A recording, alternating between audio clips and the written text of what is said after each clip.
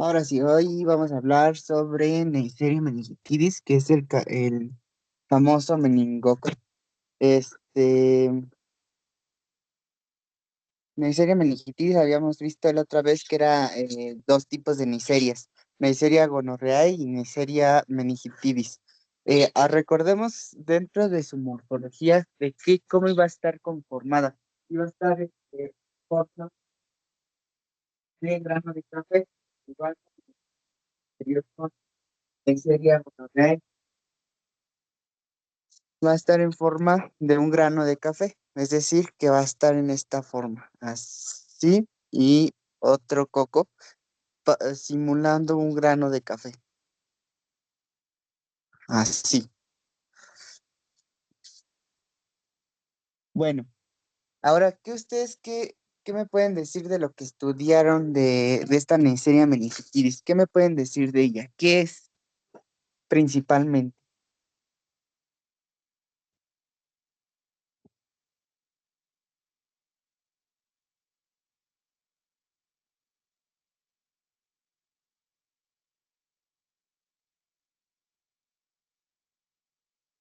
Empezando, pues les había dicho que Neisseria meningitidis es igual que Neisseria gonorrhoeae, pero en su forma de sus características.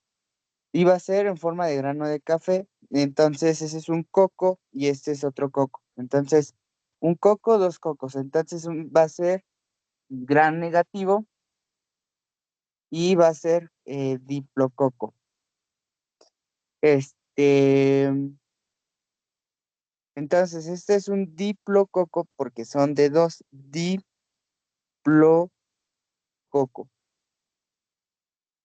Suena más como en mujer, Neisseria meningitidis suena como más mujer y aquí les pongo un corazoncito que es un gran negativo. Entonces aquí le ponemos que es un gram negativo. Ahora, este va a ser una de las infecciones que van a ser aeróbicas, pero no van a ser inmóviles.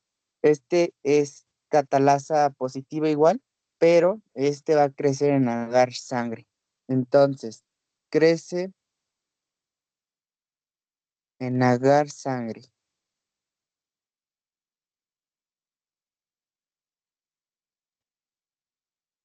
Va a ser muy sensible a temperaturas. Ahora les pregunto, ¿qué factores de virulencia tiene?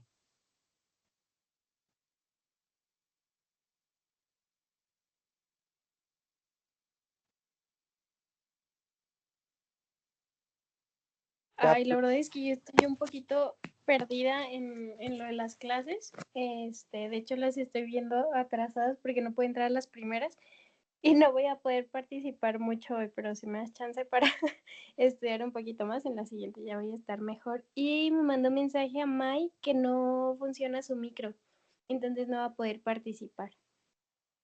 Bueno, entonces se los digo bueno, se los digo yo y ya después lo estudian y ya las otras clases, les pregunto, a ver Muchas qué es lo que gracias. estudiaron. Sí. Bueno, vamos a hablar sobre Neisseria meningitidis. Ya les había dicho que va a ser diplococo, gran negativo y en forma de grano de café. Hasta ahí. Deben de acordarse mucho del grano del café. Va a estar su crecimiento en agar sangre y su virulencia va a ser en cápsula de polisacáridos. También recordemos de pilis. Nos va a ayudar en la adhesión y como va a estar prácticamente en la adhesión es un factor de virulencia muy buena y como en las anteriores clases les había dicho, también nos iban a ayudar a la resistencia a neutrófilos.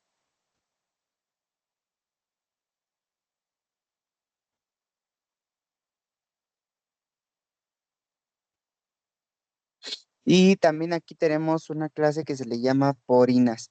Eso también lo vieron en inmunología. Hay cosas muy importantes. Luego vamos a tener qué enfermedades va a ocasionar. Va a ocasionar enfermedades, por ejemplo,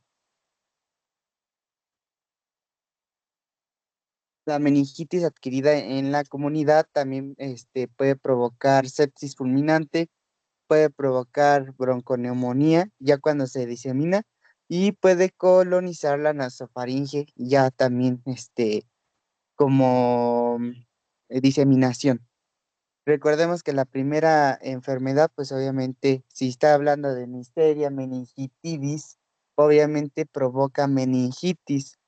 Entonces va a ser meningitis el principal cuadro.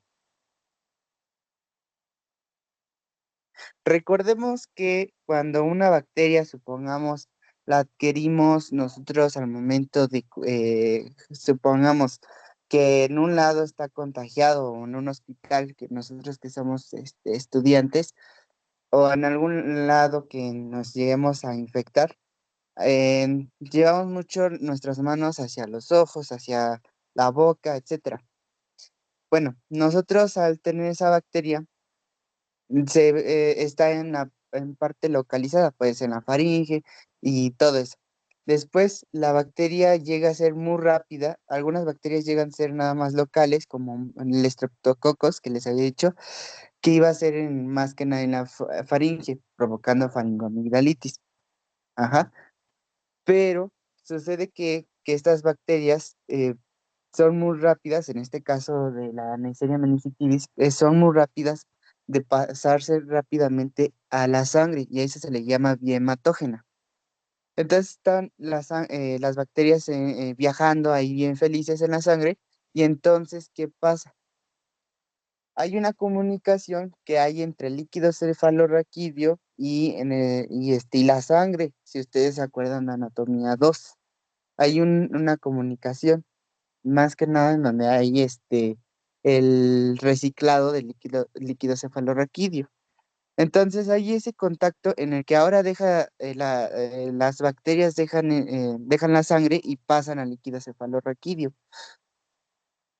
Y entonces el líquido cefalorraquídeo pues obviamente está dentro de las meninges, si ustedes recuerdan, están todas esas capas y entonces atacan principalmente estas bacterias la meninges y entonces hace esa inflamación, provoca meningitis, o sea, inflamación de las meninges. Y por eso que se llama Neisseria meningitidis, pues es el principal causante de meningitis. Pero sin embargo pueden provocar otras bacterias. Y pues ya, meningitis, ¿cómo saber que una persona tiene meningitis? Pues ustedes lo van a checar en el consultorio cuando ya más adelante hay varias pruebas que se tienen que también aprender. Hay una que se llama prueba de Kerning. Las otras dos, hay dos que también son buenísimas, pero se me olvidó el nombre, pero son técnicas que van a saber ustedes en la exploración física para saber si una persona tiene esa condición. Y luego, ¿cómo vamos a tener el diagnóstico? El diagnóstico va a ser mediante una tinción de Gram. Obviamente se extrae, supongamos que ya está en el líquido cefalorraquídeo, pues obviamente se hace una extracción del líquido cefalorraquídeo. Y luego ya es tinción Gram. ¿Y qué se va a detectar? Pues este cocobacilo que forma de grano de café.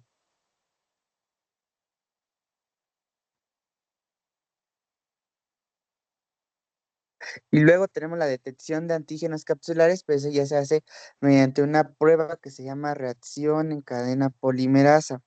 Acuérdense muy bien, reacción de cadena polimerasa. Y a eso se le llama PCR, una prueba de PCR.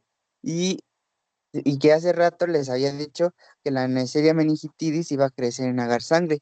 Entonces ahí va a hacerse un cultivo y se puede pues mostrar en el microscopio esta morfología de grano de café.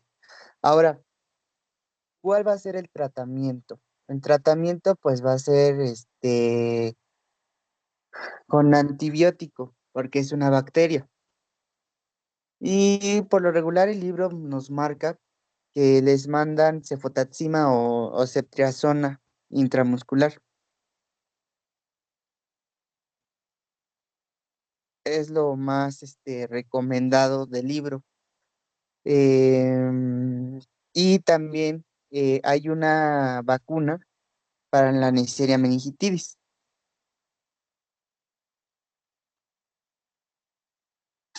Ahora, ahora vamos a hablar sobre el Mycobacterium. Otra, otra bacteria que yo quisiera que ustedes aprendieran muy bien, porque, porque esta bacteria es muy diferente a las demás. Ahorita lo vamos a ver. Mycobacterium. Y es muy importante porque esta sí se llega a presentar también en los hospitales. O sea, todos los que les estoy diciendo, a lo mejor dicen, ay, es demasiadas bacterias, porque yo también cuando yo estuve en su semestre, decía, ¿a poco sí muchas bacterias nos van a contagiar? Pero sí, yo decía, ahorita que ando viendo cosas en los hospitales, pues sí, se presentan. Este, y pues en esas cosas les voy a estar diciendo. Como ahorita que les voy a dar una retroalimentación de lo de la clase de inicio, porque apenas ayer me dieron una introducción también a bacteriología, porque llegó una paciente que llegó con una infección, pero ahorita les cuento. Bueno, Mycobacterium se va a dividir en dos tipos. Hay Mycobacterium leprae y Mycobacterium tuberculosis. Son dos enfermedades distintas y dos bacterias distintas, pero que son de la misma clasificación. La vamos a agrupar primero en qué es Mycobacterium. Mycobacterium pues va a ser un bacilo, o sea, va a estar en esta forma. Es un bacilo, es un bacilo. Ahora, esta es la característica que yo quiero que se aprendan muy bien del Mycobacterium, porque estos son ácido alcohol resistentes. Y les voy a poner una estrellita porque son muy, pero muy preguntables y muy, pero muy importantes al momento de hacer un diagnóstico. Es ácido alcohol resistente.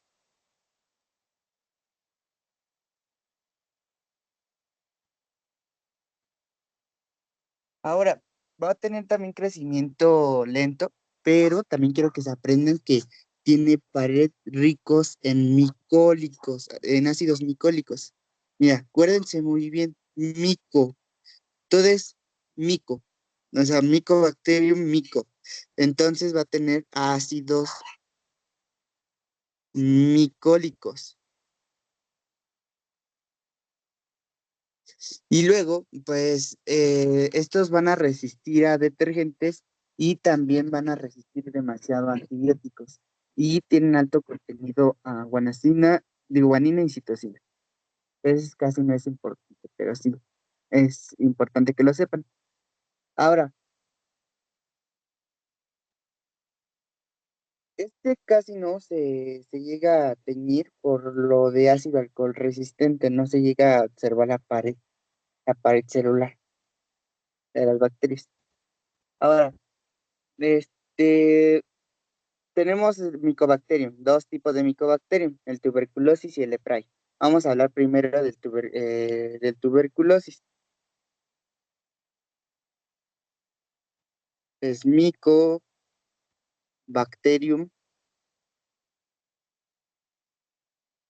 tuberculosis. Bueno, este es un patógeno intracelular, un patógeno intracelular. ¿Cómo va a entrar? ¿Cómo es l- la vía de infección? La vía de infección va a ser inhalatoria. y va a sobrevivir dentro de macrófagos. Ahora, cómo es que se da esta patogenia, cómo se da esta, esta enfermedad? Pues este Mycobacterium tuberculosis, la bacteria va bien feliz y por la vía respiratoria, y entonces esta es la que va a provocar la formación de granulomas. Y al formar los granulomas, ahí va a estar dentro lo que es va a estar en forma latente la infección.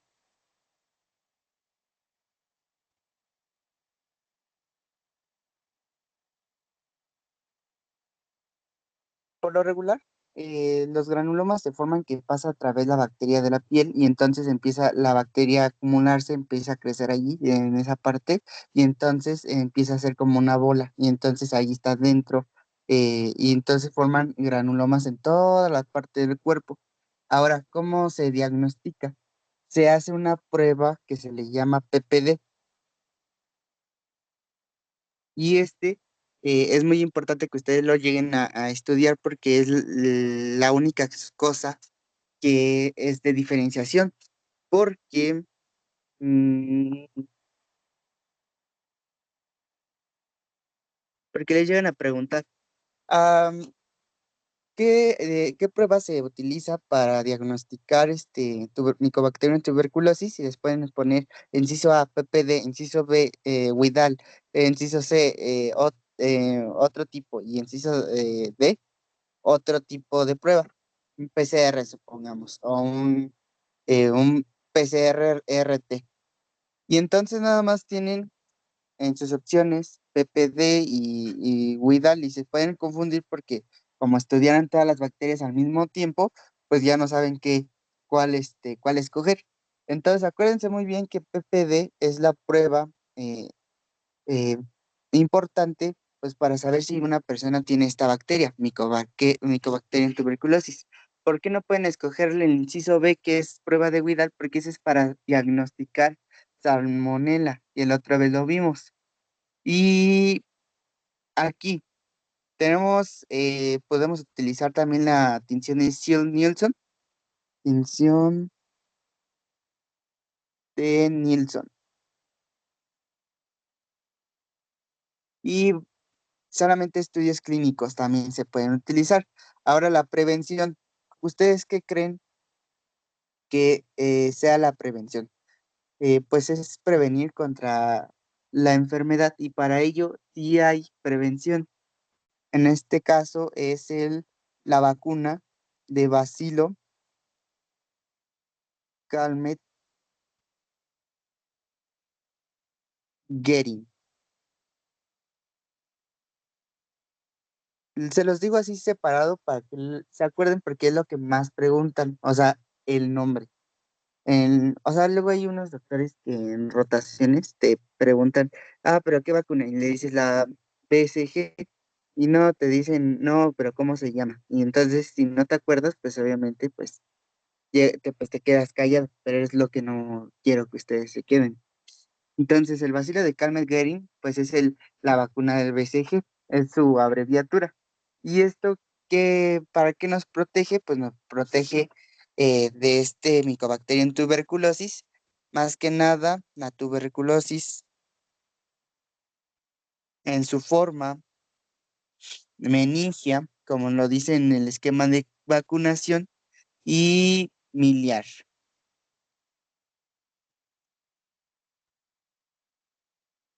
Entonces, aquí algo muy clave de Mycobacterium tuberculosis es que va a ser un ácido alcohol resistente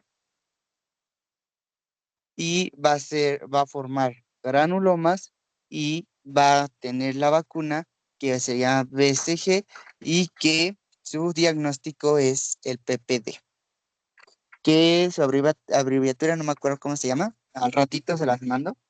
Esa es la abreviatura. Nada más se dice, se hace una prueba de PPD, pero algo, dentro de ella dice algo, pero no recuerdo bien el nombre. Ahorita que me llegue a acordar, te los digo. Solamente me acuerdo de esa abreviatura porque así se pide. Y luego tenemos el Mycobacterium leprae. Si ustedes, pues si asocian el nombre, pues leprae es de lepra.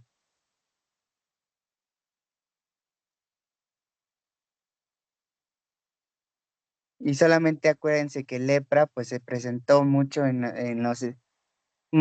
hace muchos siglos, donde estaba viviendo este Jesús. Si ustedes recuerdan en esas historias de Semana Santa, pues él curó a una persona que tenía lepra. Pues, y en ese tiempo, pues lepra pensaban que era una enfermedad súper fea, que era de los demonios, etcétera. Y entonces, pues Jesús fue una de las personas que curó, este, mediante, pues, su forma milagrosa, ¿no? Pero pues hoy en día sabemos que el lepra sí se puede tratar con antibiótico. ¿Y por qué con antibiótico? Porque es una bacteria. Y entonces ya habíamos dicho que esta Mycobacterium leprae pues iba a ser un bacilo ácido alcohol resistente, va a ser crecimiento muy, pero muy lento. Aquí la característica solamente de que nadie se lo puede quitar, que va a ser intracelular. ¿Intracelular de quién? De los macrófagos.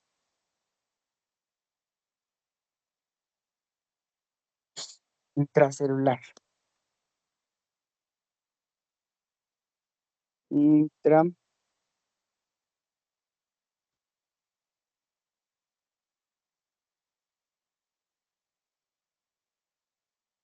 Ahora, ¿cuáles enfermedades va a causar esta lepra? Obviamente va a causar lepra, pero hay dos formas clínicas en las que va a causar enfermedad. Va a causar esta bacteria en su forma lepramatosa, que se le llama,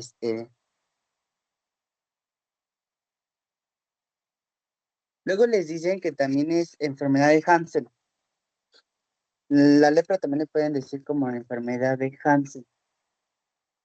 Y entonces, este tipo de bacteria puede ocasionar la lepra tuberculoide, que se le llama paucibacilar, o la lepra, espera un momento que me ponen a cargar esto,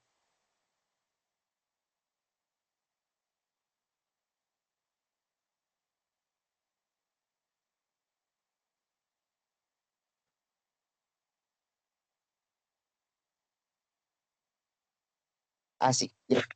Este, tenemos la lepra tuberculoide, que también le llaman paucibacilar, y la lepra lepramatosa, que es multibacilar. ¿Cómo vamos a hacer o vamos a ustedes crear una mnemotecnia para que se acuerden? Bueno, esta lepra es lepra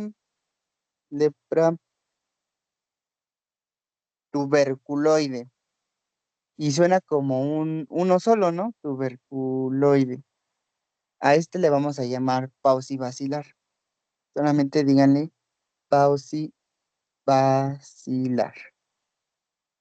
Y luego tenemos la lepra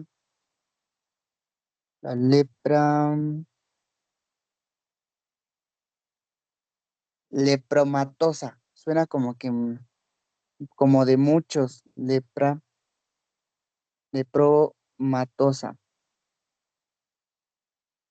Y esta le vamos a llamar también multivacilar.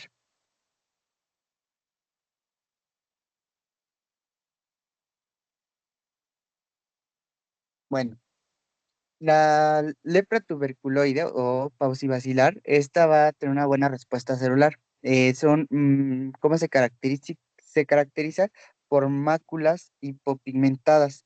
Entonces es lo que llegan a preguntar en el examen. Hipopigmentadas.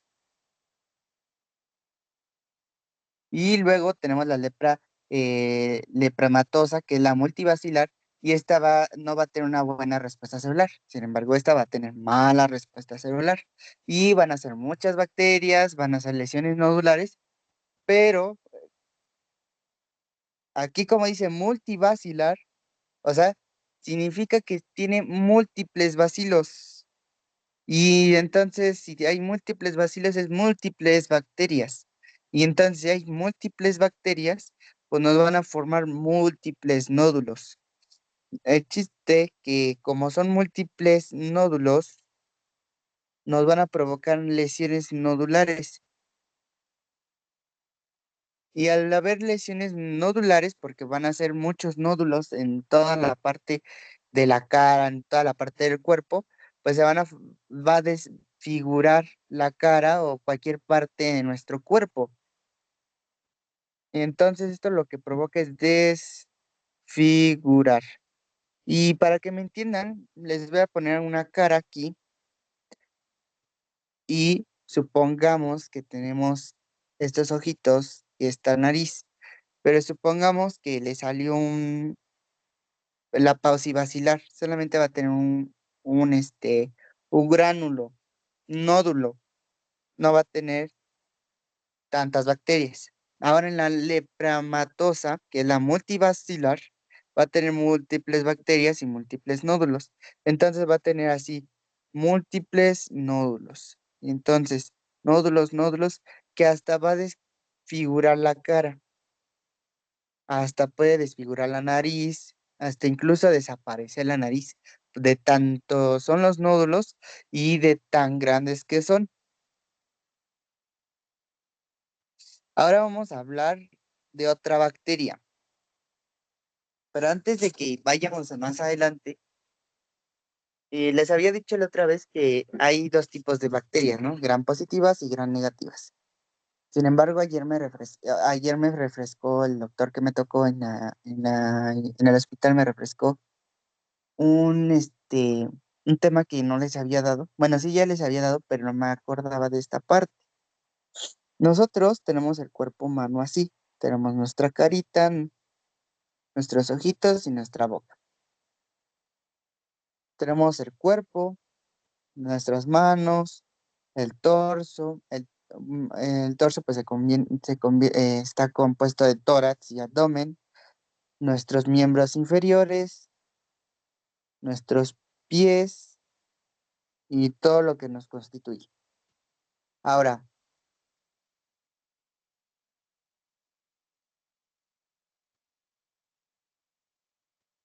aquí lo que me hacía referencia el doctor y que también me lo habían explicado en un momento, es que del torso para arriba, es decir, dividir nuestro abdomen, más que nada en nuestro abdomen aquí en la mitad, en la cadera, arriba, hacia arriba, van a abundar las bacterias gram positivas, gram positivas. Y de la cadera para abajo, del abdomen o del ombligo para abajo, va a ser gram negativa. Entonces, cuando algo se presente en alguna de esas partes del cuerpo, puede ser, si se presenta en la faringe, pues puede ser gram positiva. Si se presenta en los pies, si se presenta en otra parte del miembro inferior, pues va a ser gram negativa. Y para que les quede así como que, ajá, pero a ver, un ejemplo. Ah, fíjense, el Streptococcus pyogenes causa faringoamigdalitis. El Streptococcus pyogenes habíamos dicho que causaba faringoamigdalitis, que ese es el tipo A. ¿Cómo suena Streptococcus? Suena más como hombre, si ustedes se acuerdan. Y entonces, pues va a ocasionar en esta parte de nuestro cuerpo. Y entonces, pues ya se dieron cuenta, es un gran positivo. Ahora vamos a hablar sobre Neisseria gonorrhoeae. Neisseria suena más como negativo y es como una niña. Y si se dan cuenta, afecta más que nada. La otra vez, la clase pasada, el sábado, hablamos sobre que puede causar es una infección de transmisión sexual.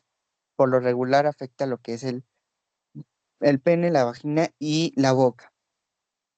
Pero más en la parte del aparato reproductor, porque es una infección del, de transmisión sexual. ¿Cómo llega a la boca? Por otras prácticas sexuales. Ahora, entonces va a abundar en esta parte y por eso es gran negativa, si ustedes se dan cuenta. O sea, tiene algo de lógica lo que me enseñaron y lo que yo ya sabía la otra vez. Entonces quiero que se queden con eso y que pues cuando tengan que diagnosticar algo o cuando también es una forma de que se les pregunta, no, pues Neisseria gonorrea y dicen, no, es que gonorrea suena como, como mujer o alguna bacteria que diga, no, es que suena como hombre, pero es mujer, ¿tienen dudas? Pues acuérdense en qué sitio ocasionó la infección y pues ya también es otra parte que pueden ustedes clasificar. Ahora, nos decía también ayer un doctor que hay una clasificación, bueno, nos decía que no, aparte de gran positiva y gran negativa, había otro tipo de bacteria.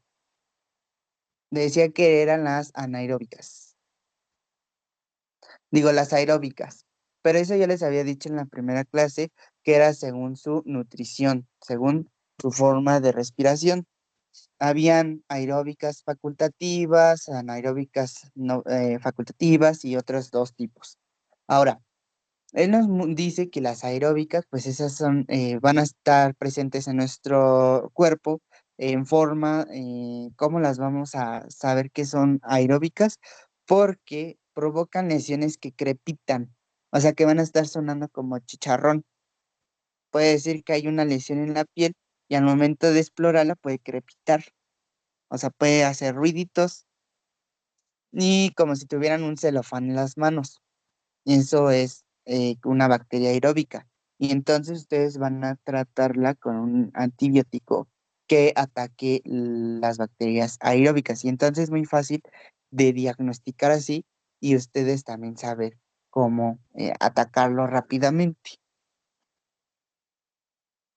Ahora sí, vamos a hablar sobre el otro tipo de bacteria que también es importante que ustedes sepan. Es la Clamidia trachomatis. Es otra bacteria. Clamidia,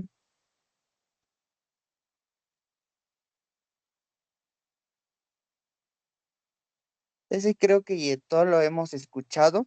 Clamidia trachomatis, tracho, trachomatis.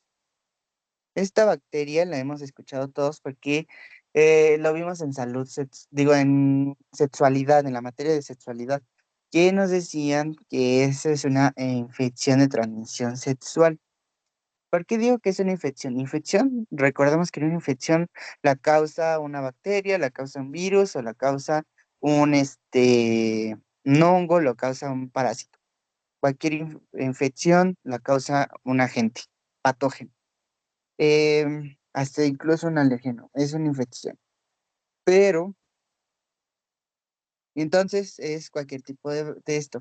Entonces la clamidia es una bacteria y entonces nos ocasiona una infección. Pero ¿por qué se dio esta infección? Por transmisión sexual, por eso se le dice infección de transmisión sexual. Por eso primero se le dice así. Pero ya sus manifestaciones clínicas pues ya nos van a provocar una enfermedad y por eso se le llama enfermedad de transmisión sexual.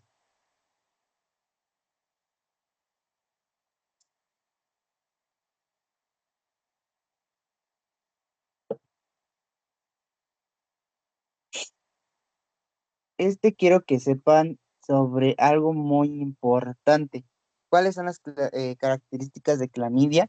Pues clamidia va a ser una intracelular obligada y les preguntan mucho en el examen y apúntenlo muy bien en su libreta. Es un intracelular obligado, o sea que siempre va a estar adentro de las células. ¿Y qué significa intracelular? Tenemos nuestras células y la bacteria va a entrar adentro de ella y va a estar adentro. Va a ser intracelular obligada, va a tener un pared con hipopolisacáridos y tiene dos formas esta Clamidia trachomatis. Dos formas. ¿Cómo que dos formas? Tiene un cuerpo elemental y un cuerpo reticular.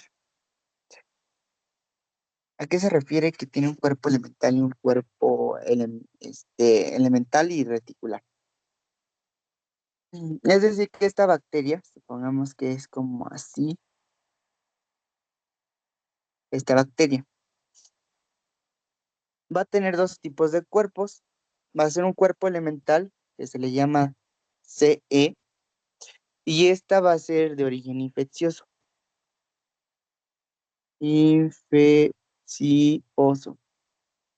Y va a tener un cuerpo reticular, que es característica de ella, y se le llama cuerpo reticular, o sea, CR.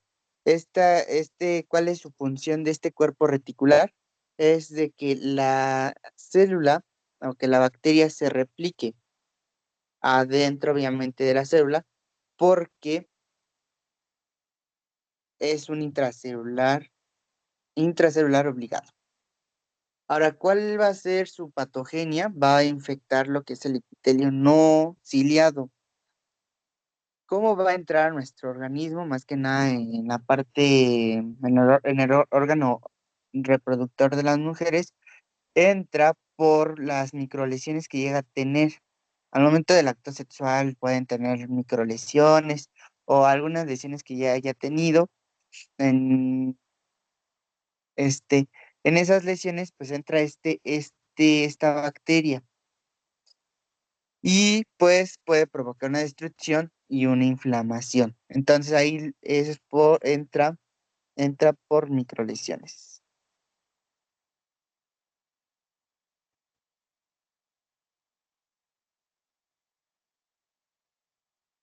Ahora, ¿cuáles enfermedades va a ocasionar? Pues va a ocasionar enfermedades urogenitales, una infección de transmisión sexual.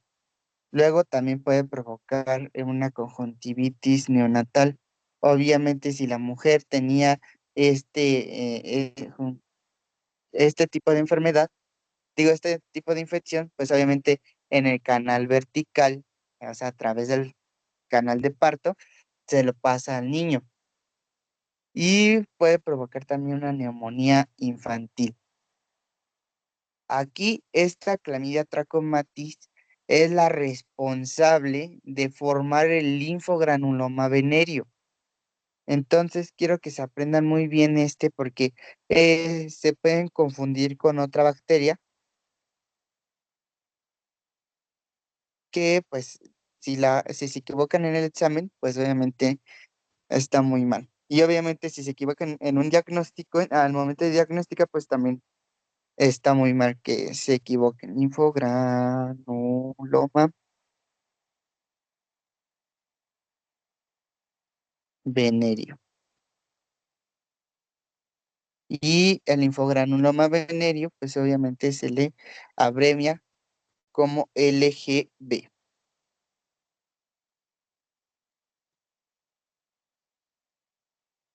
Ajá. ¿Cómo diagnosticamos? Con detección de antígenos, PCR y cultivo celular. Y ya. Ahora vamos a hablar sobre que les voy a platicar. Bueno, esto se los voy a platicar como en forma de anécdota. Y tenemos a la pseudomona.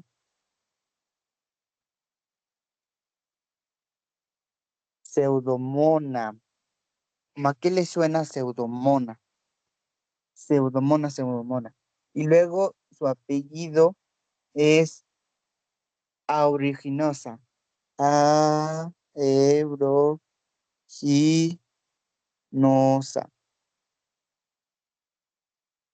Pseudomona aeruginosa.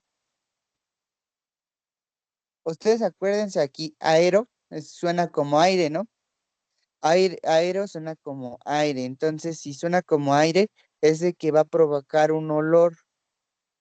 ¿Olor a qué? Para que se acuerden muy fácil, agarren esta U de esta pseudomona, esta U, y la voltean para acá.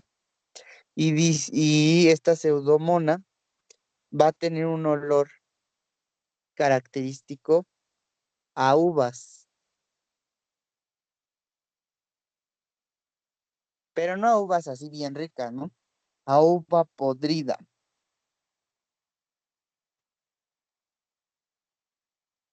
Esto es muy frecuente que luego llegue a pasar personas que estén inmunodeprimidas, o sea, que personas que tengan diabetes, personas que tengan infección, el VIH, quimioterapias o que personas que sean trasplantados, estos van a estar inmunodeprimidos, si ustedes recuerdan las clases de inmunología, y ahorita que les acabo de dar el VIH y otra que les dije, pues son cuatro que nos van a dar esta inmunodepresión. Su sistema inmunológico va a estar deprimido y entonces no va a poder atacar cualquier agente que llegue a estar. Esas cuatro condiciones, pues puede ser que cuando llegue la pseudomonas aeruginosa, pues obviamente sea rápida en infectar a esas personas. Y entonces puede provocar que se infecten y provocar esas manifestaciones clínicas, como por ejemplo el, el característico olor de uva a podrida. ¿Cuáles son las características? Desde que va a ser un bacilo gram negativo, si ustedes se acuerdan, pues es un gram negativo. Gram negativo. Y pues, ¿por qué es gram negativo? Si ustedes lo escuchan, se escucha más como mujer. Entonces, es una gram negativo. Un bacilo va a ser en forma de bacilo, gram negativo. Va a ser un aerobio obligado. Va a ser un aerobio obligado. Obligado. Va a ser móvil, no fermenta carbohidratos, eso sí. Lo que sí son presencia de colonias verdosas. No va a es un oxidasa positivo y tiene su característico olor a uvas. ¿Cuáles enfermedades puede provocar? Son infecciones en quemaduras, neumonías asociadas a ventilador, una infección de vías urinarias por sondas y sepsis, o sea, una transmisión de esta bacteria a través de los tejidos por aquellos pacientes inmunodeprimidos.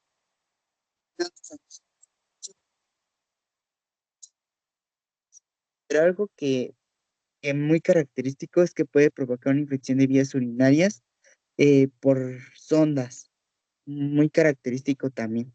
En aquellas personas que tienen hiperplasia prostática, pues les pueden poner una sonda y al momento de poner una sonda, pues llegan a infectarlo también. Otra enfermedad que llega a provocar mucho es el ectima gangrenoso. Es una manifestación clínica también.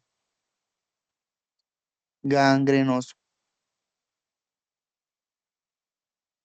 Y hasta ahí nada más esto los que causan esta bacteria. Y habíamos dicho que también nos puede provocar infecciones por quemaduras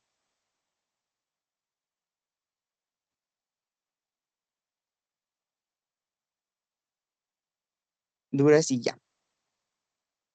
Dentro de esta característica de esta bacteria va a ser intrahospitalaria. Solamente las personas se pueden llegar a infectar en el hospital y van a ser en ambientes húmedos y muy resistentes a antibióticos. Y vamos a tener a otra bacteria que también es muy importante porque se llega a presentar mucho. Tenemos a la Haemophilus influenzae. En la Haemophilus influenzae, ¿cómo suena? Más como mujer, ¿no? Entonces va a ser un gram negativo. Y vamos a poner el rojito porque se deben de acordar. Va a ser un coco bacilo, o sea, un coco más o menos como achatadito. Va a ser un coco bacilo, va a ser pleomórfico. ¿Qué significa pleomórfico? Pleomórfico significa que va a tener muchísimas formas, muchas formas. Va a ser inmóvil y aquí una de las características es que requiere de factores X, requiere de factores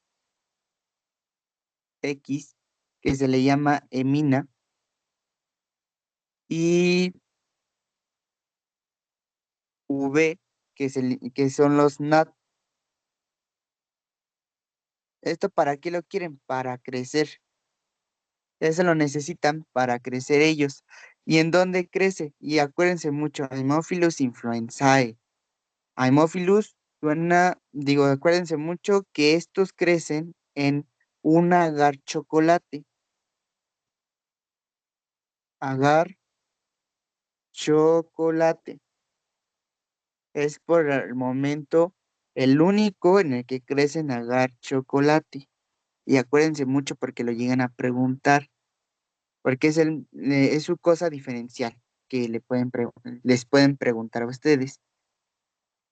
Mm, luego tenemos que sus factores de virulencia, pues obviamente el principal va a ser la cápsula.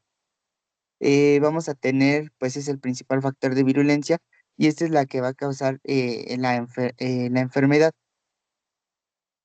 pero la enfermedad invasiva. Ahora vamos a ver que qué enfermedades causa. La principal causa de enfermedad o la primera enfermedad que causa este Haemophilus influenzae va a ser la meningitis. Y aquí también vamos a poner a prueba lo que es estas técnicas que les dije de Kerling, de Kenung, que nos ayudan a detectar que sí es una meningitis. Ya después vamos a saber qué tipo de bacterias mediante un cultivo de líquido cefalorraquídeo. La meningitis es el más importante, así que se los pongan en una estrella para que se acuerden. Y después de meningitis puede provocar también una epiglotitis, puede provocar una neumonía,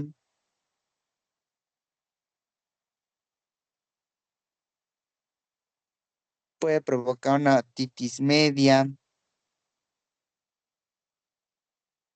una sinusitis, puede provocar más cosas, pero ese es el principal que los principales que son los más importantes. Más que nada, pues dice el libro que pues puede colonizar vías respiratorias altas.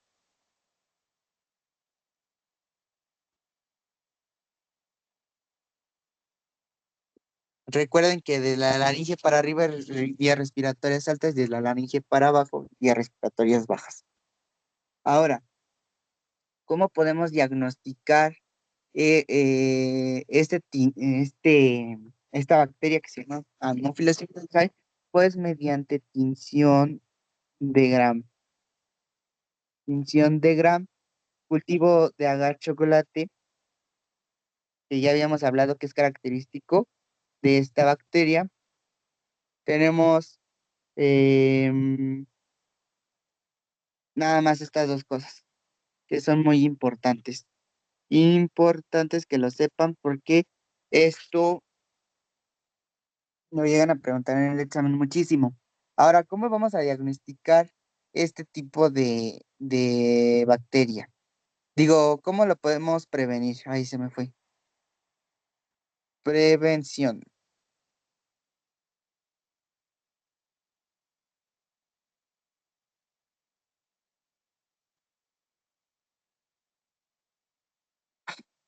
Si hay prevención, ¿cuál va a ser la vacuna? La vacuna contra la influenza.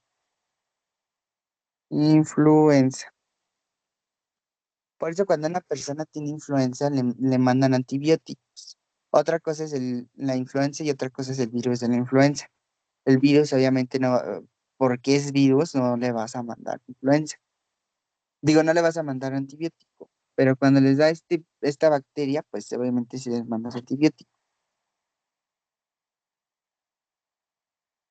Esta vacuna se le llama vacuna conjugada de la influenza contra la influenza.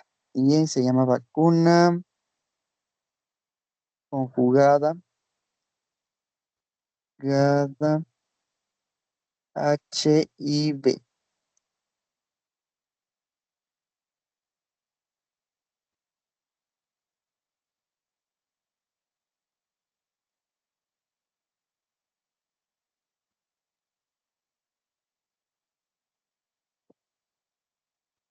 Y hay otra cosa que les quería mencionar.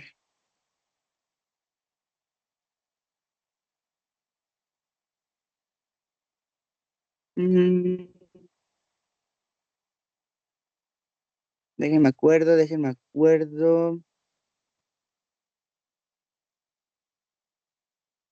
Ah, ya me acordé. La virulencia. La virulencia de Haemophilus influenzae. ¿Cuáles son la virulencia? Los factores de virulencia. Estos factores van a ser la cápsula,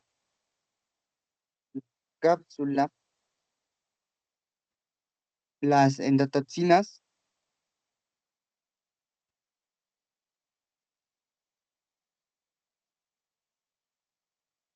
y las proteasas de inmunoglobulina, proteasas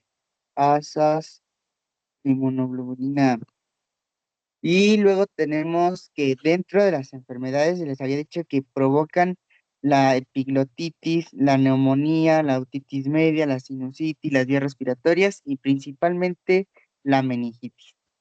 Pero hay otras que pueden causar, aparte de las vías respiratorias altas.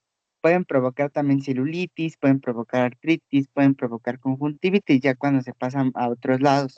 También una característica de Haemophilus influenzae es de que puede provocar el chancroide. Y esto es causado por la bacteria que se le llama Haemophilus. Ahora no se le llama Haemophilus influenzae, sino le llamamos Haemophilus ducreyi. Entonces, este tipo de bacteria, hay otro como que se le puede decir su hermana, en vez de llamarse influenzae como su nombre, supongamos que Haemophilus es su apellido, influenzae es su nombre. Entonces, influenzae es una bacteria de una misma familia que se llama Haemophilus y Ducrey es su hermana de la influenza.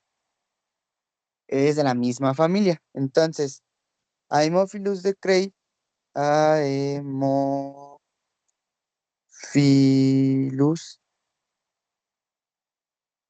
ducrey es una bacteria que nos va a causar una infección de transmisión sexual y esta nos va a causar la enfermedad o nos va a provocar una manifestación clínica que se llama chancroide.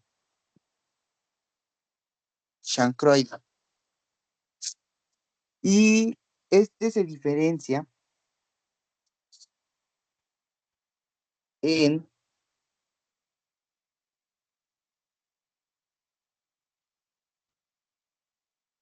que hay otra bacteria que también le dicen lo mismo, eh,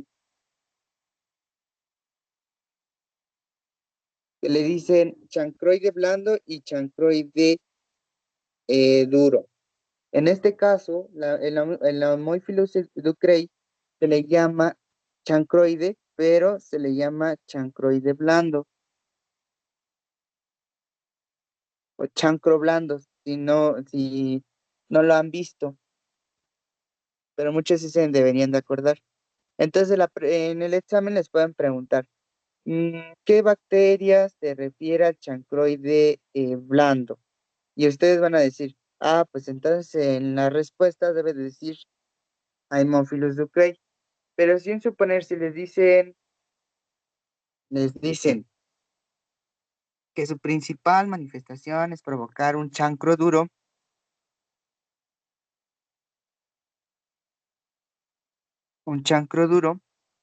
es, se está refiriendo a Treponema pallidum.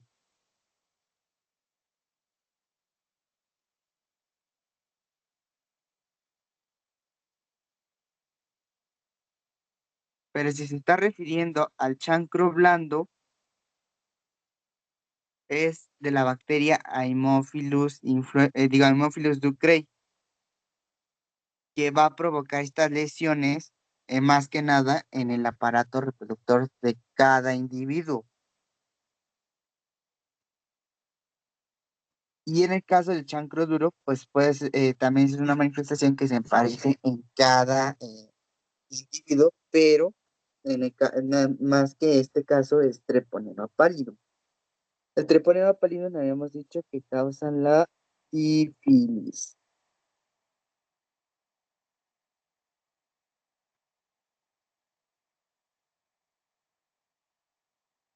Y el otra vez hablamos sobre esta esta bacteria que se llama Treponema pallidum.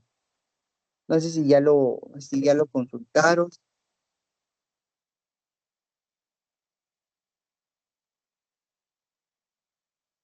o no lo vimos. No me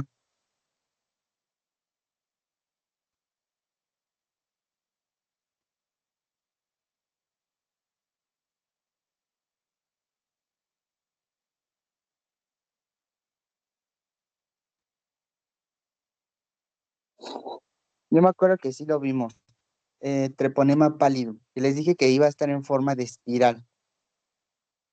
Bueno, pues se lo repito.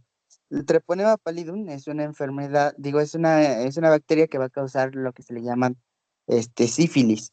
Este Treponema pallidum, la otra vez, ya les he mencionado varias veces en las clases, que este es el único que va a tener en su forma microscópica en forma de una espiral. Por eso se le llama que es espirolado y que se le dice que tienen forma de espiral. Esa es su característica y es lo que les preguntan más en el examen. Este Treponema pallidum, pues obviamente es una enfermedad de transmisión sexual eh, que nos va a provocar manifestaciones como chancros, pero con un aspecto duro. Por eso se le dice que es un chancro duro. Por lo regular, este Treponema pallidum va a ser manifestaciones de elefantiasis. Se le puede decir así porque inflaman lo que son los ganglios linfáticos inguinales. Y entonces puede provocar esta morfología de ganglios. Digo, morfología de elefante. Por eso se le llama elefantiasis. Elefantiasis genital. Esta bacteria va a ser de forma espiral, pero que va a estar alargada, y habíamos dicho que la otra vez que iba a ser móvil y que va a ser encapsulado.